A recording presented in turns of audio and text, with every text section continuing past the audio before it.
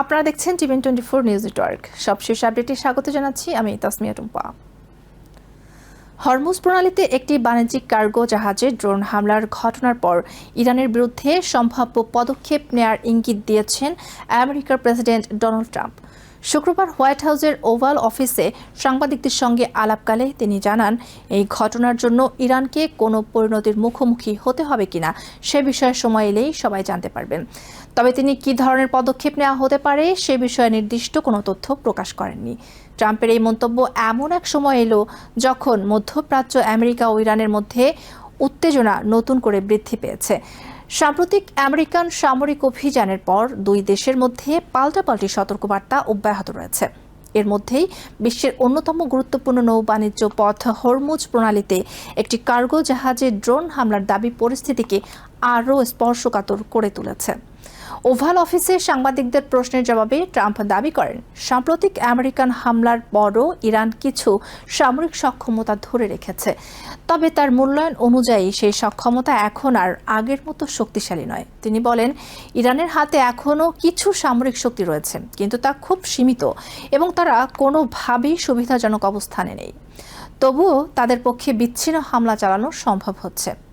Hormuz প্রণালীর সর্বশেষ ঘটনার বর্ণনা দিতে গিয়ে ট্রাম্প দাবি করেন, ইরান একটি বড় কার্গো জাহাজ লক্ষ্য করে 4টি ড্রোন নিক্ষেপ করেছিল। তার ভাষ্য অনুযায়ী আমেরিকার প্রতিরক্ষা ব্যবস্থা 3টি ড্রোন সফলভাবে ভূপাতিত করলেও একটি ড্রোন প্রতিরক্ষা ব্যবস্থা এড়িয়ে জাহাজে আঘাত হানে। এতে জাহাজটির কিছু ক্ষয়ক্ষতি হয়েছে বলে তিনি উল্লেখ করেন। ট্রাম্প আরও বলেন, ওই ড্রোনটি প্রতিরক্ষা ব্যবস্থার নজর এড়িয়ে গিয়েছিল এবং সেটি কেউ আগে থেকে শনাক্ত করতে পারেনি। তবে হামলার ফলে যে ক্ষয়ক্ষতি হয়েছে তা আন্তর্জাতিক নৌপথে নিরাপত্তা নিয়ে নতুন উদ্বেগ তৈরি করেছে বলেও তিনি ইঙ্গিত দেন। একই সঙ্গে তিনি জোর দিয়ে বলেন, আন্তর্জাতিক জলপথে এ ধরনের হামলা কোনোভাবেই গ্রহণযোগ্য নয় এবং এমন কর্মকাণ্ডের জবাব দেওয়া প্রয়োজন। যদিও সেই জবাব কিভাবে দেওয়া হবে তা তিনি স্পষ্ট করেননি। ট্রাম্প তার বক্তব্যে আরও দাবি করেন, আমেরিকা যদি সাম্প্রতিক সামরিক অভিযান পরিচালনা না করত তাহলে বর্তমান পরিস্থিতি আরও জটিল হয়ে উঠতে পারত। তার মতে, আমেরিকার হামলা ইরানের সামরিক সক্ষমতাকে উল্লেখযোগ্যভাবে দুর্বল করেছে, যদিও তিনি স্বীকার করেন ইরানের হাতে এখনও কিছু অস্ত্র ও হামলা চালানোর সক্ষমতা রয়েছে। তবে ট্রাম্পের বক্তব্যের পরও আমেরিকার প্রতিরক্ষা দপ্তর বা হোয়াইট হাউসের পক্ষ থেকে কার্গো জাহাজে হামলার বিষয়ে অতিরিক্ত কোনো তথ্য প্রকাশ করা হয়নি। হামলার শিকার জাহাজটির নাম, মালিকানাধীন দেশ, বহন করা পণ্য, ক্ষয়ক্ষতির প্রকৃতি কিংবা এতে কোনো হতাহতের ঘটনা ঘটেছে কিনা এ বিষয়ে আনুষ্ঠানিকভাবে কিছু জানানো হয়নি। এদিকে ইরানের পক্ষ থেকেও ট্রাম্পের অভিযোগের তাৎক্ষণিক কোনো প্রতিক্রিয়া পাওয়া যায়নি। ফলে ঘটনাটি নিয়ে দুই দেশের অবস্থান এবং পরবর্তী কূটনৈতিক বা সামরিক পদক্ষেপ কী হতে পারে তা নিয়ে আন্তর্জাতিক মহলে জল্পনা তৈরি হয়েছে। হরমুজ প্রণালী বিশ্বের সবচেয়ে গুরুত্বপূর্ণ কৌশলগত সমুদ্রপথগুলোর একটি।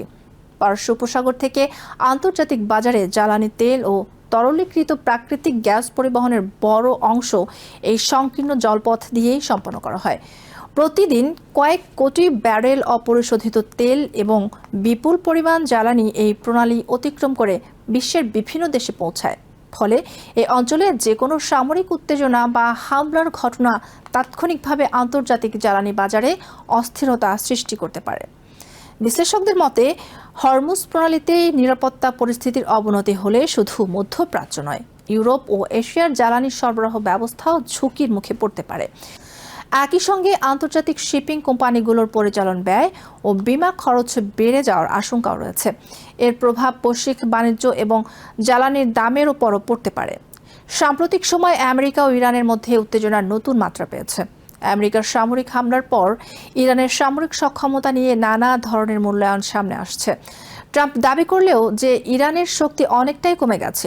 সর্বশেষ এই ড্রোন হামলার অভিযোগ দেখিয়ে তিনি বোঝানোর চেষ্টা করেন যে তেহরান এখনও আঞ্চলিক নিরাপত্তার জন্য হুমকি সৃষ্টি করার সক্ষমতা পুরোপুরি হারায়নি। এ অবস্থায় ট্রাম্পের বক্তব্যকে অনেকেই সম্ভাব্য নতুন সামরিক বা কূটনৈতিক পদক্ষেপের পূর্বাভাস হিসেবে দেখছেন। তবে ওয়াশিংটন ঠিক কী ধরনের পদক্ষেপ নেবে তা এখনও স্পষ্ট নয়। ফলে মধ্যপ্রাচ্যের চলমান উত্তেজনা কোন দিকে মোড় নেয় সেদিকে এখন নজর আন্তর্জাতিক সম্প্রদায়ের।